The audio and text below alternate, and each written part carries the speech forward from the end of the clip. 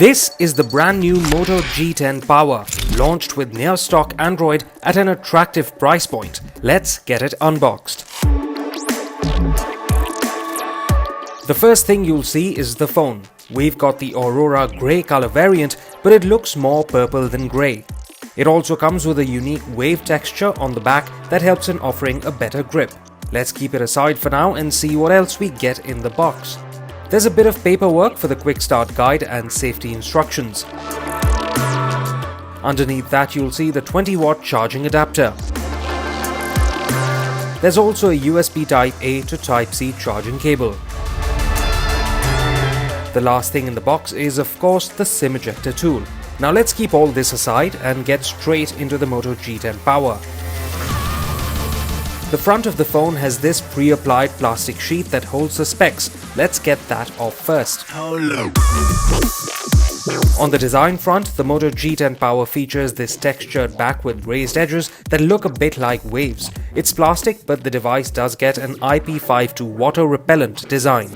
On the right hand side you'll see the power on-off button along with the volume rocker. Sitting above that is the dedicated Google Assistant button.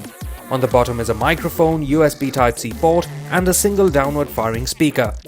There is a 3.5mm headphone jack on the G10 Power on the top end of the phone. The phone is a bit thick in true Moto fashion and weighs around 220 grams, so it does feel a tad bulky in the hand.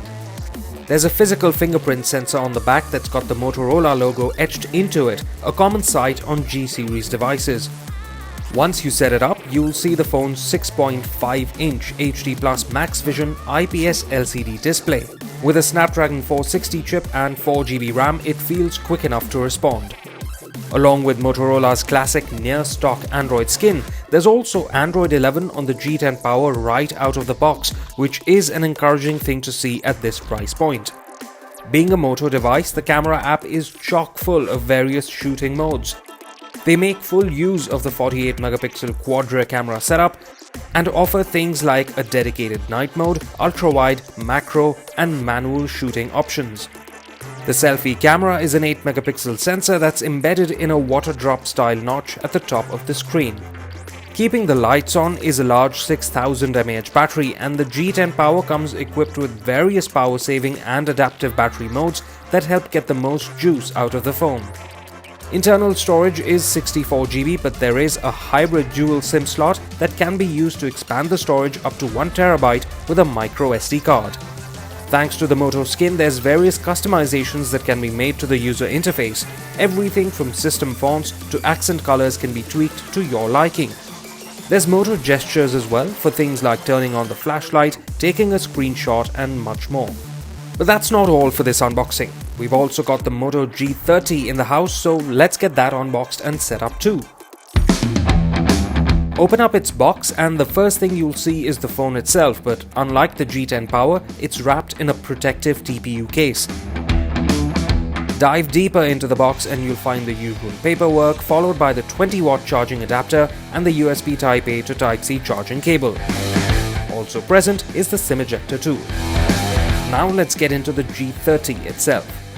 On the design front, it features a dark pearl color in the variant we've got that sports a matte finish on its plastic back and gets an IP52 water repellent rating. There's a power button on the right with a volume rocker situated above it, along with a dedicated button for the Google Assistant. There's a quad-rear camera setup on the back with a 64-megapixel primary sensor and a physical fingerprint scanner etched into the Motorola logo. The G30 gets a 6.5-inch HD Plus Max Vision IPS LCD panel with a 90Hz refresh rate. At the very top of the screen is a 13-megapixel selfie camera in a water drop notch. Under the hood is a Snapdragon 662 chipset with 4GB RAM, and keeping things fresh is Android 11 out of the box. There's plenty of camera modes on offer to make full use of the quad-rear camera setup, including a dedicated portrait mode, live filters and much more. The screen refresh rate can be adjusted to either auto, 60Hz or 90Hz depending on whether you want to conserve battery or have the smoothest experience.